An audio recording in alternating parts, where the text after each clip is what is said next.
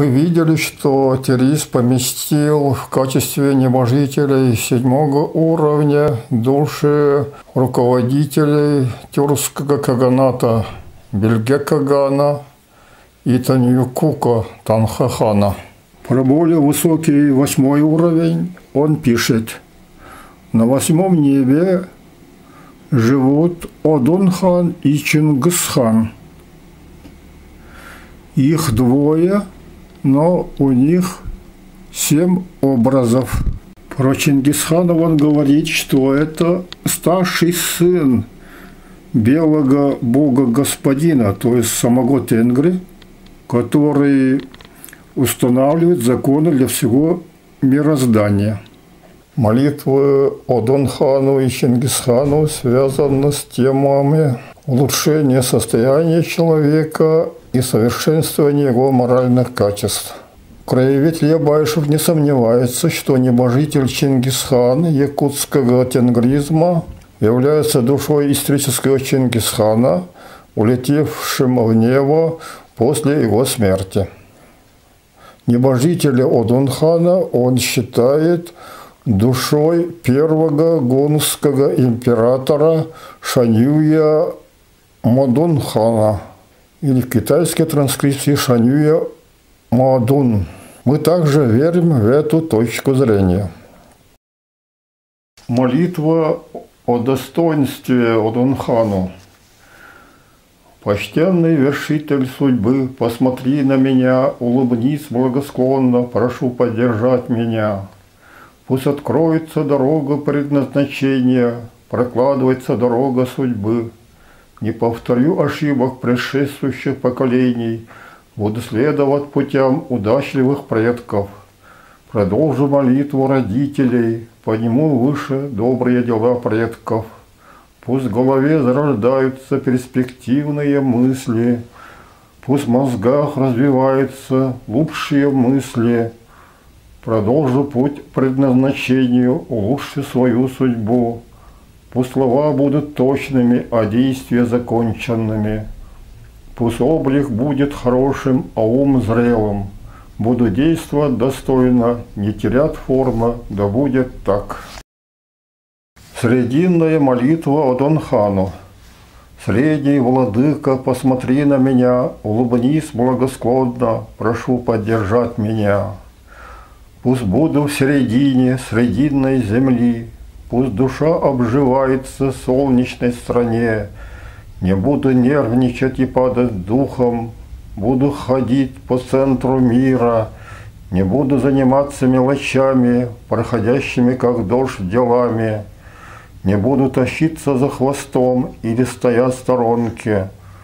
Буду широкой натурой с прямой душой, буду думать глубоко и широко. Буду прислоняться к могучему дереву, буду опираться на камень, да будет так.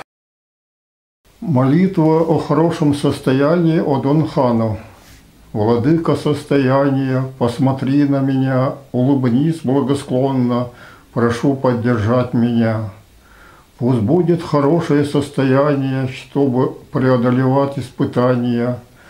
Не буду терять головы из-за недоброжелательных влияний, не изменю своих мыслей из-за недобрых влияний, из-за стороннего вмешательства не дестабилизируюсь, не дам себя провести, не потеряю достоинства, не поддамся сладкому слову, не поменяю правду из-за сомнительных речей. Пусть голова не кружится, глаза не разбегаются, буду надежной опорой, буду вести правильную жизнь. Пусть действия будут справедливыми, данные слова незыблемыми. Да будет так. Укрепляющая молитва Одун-хану.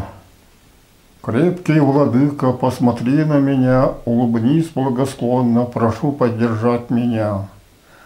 Пусть будет в отличном состоянии и крепкими сухожилия. Не подпущу недобрых духов, не приближу плохих духов.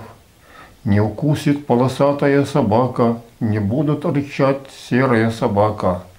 Не позволю грозить рогатым, не стану общаться с непонимающим. Не дам перейти дорогу, не позволю грызть сзади. Не поддамся на нажим, не попаду под копыта. Не буду сердиться из-за малого, паниковать из-за большого. Пусть мысли будут широки, как море, пусть будут уверенными ум и характер, да будет так. Молитва о надежности Чингисхану. Надежный владыка, посмотри на меня, улыбнись благосклонно, прошу поддержать меня. Пусть будет состояние крепким и будет поддержка Тангра. Буду невозмутимым снаружи, будет все в порядке внутри. Буду придерживаться своих слов, не нарушу заветных слов. Не отвлекусь на суету, не буду вести себя бестолково. Не буду нерешительным, не буду светливым, как вода. Буду верить Тангра, надеяться на покровительство. Пусть все будет хорошо, не меняется состояние. Буду крепок, как священный столб. Да будет так. Молитва о совершенстве Чингисхану. Совершенный владыка, посмотри на меня, улыбнись благосклонно, прошу поддержать меня.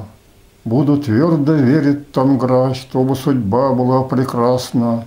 Не уроню полученное, не потеряю найденное. Пусть не зарастает дорога, не заканчивается тропинка.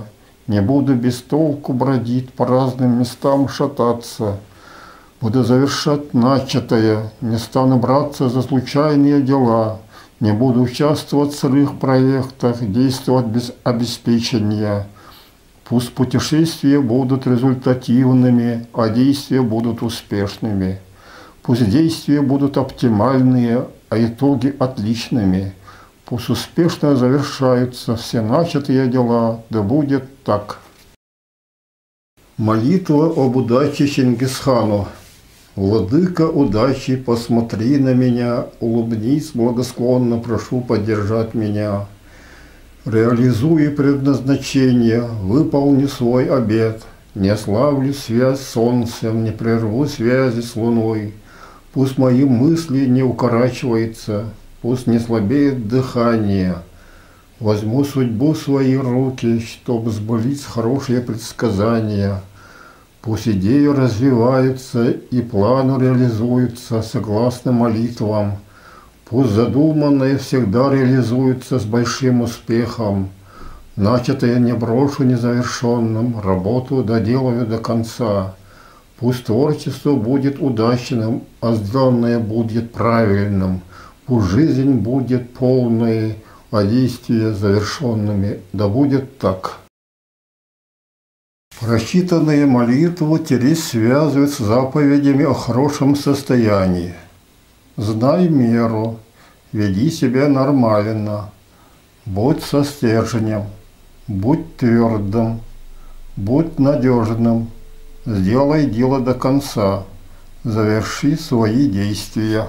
При восприятии ипостасей как поэтических образов, характеризующих различные возможности получения помощи от Тангра, нет никаких оснований строго фиксировать их количество.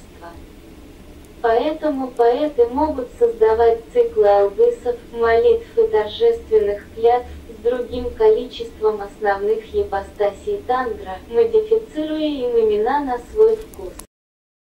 Небожителей восьмого неба Одунхана и Чингисхана можно воспринимать как святых тангрианской религии. В этом случае ничего не мешает добавить к ним Атиллу, величайшего деятеля степных народов. Итоговая статья, опубликованная в том же журнале «Конкор», называется «Доводы в пользу признания Аттилы святым современного тенгризма и их сравнение с аргументами о канонизации святого Людовика». Журнал «Конкор» и эту статью легко найти в широко известной электронной библиотеке Киберленинка. Статья была опубликована на 2 языках и вызвала интерес и одобрение французских читателей. как говорил академик Брион, французский академик, что он прямо так и писал, что политические деятели всех народов не могут сейчас отрицать, что целью Аттилы, одного из величайших царей мировой истории, было европейское единство. Так, значит, ныне в 21 веке идея Аттилы воплотилась. Ну да, получается так, что это же они сами признают. Европа во времена Аттилы была поделена на 3 империи. Восточно-римскую со столицей в Константинополе, западно-римскую и гунскую, которую называли еще и Северной империей. Восточная Римская империя была побеждена Аттилой и выплачивала гунам дань. В Западной же Римской империи фактически правил полководец Аэций, с которым Аттила с юношеских лет был в дружеских отношениях. Похоже, Аттила действительно был не так уж и далек от идеи объединения всей Европы.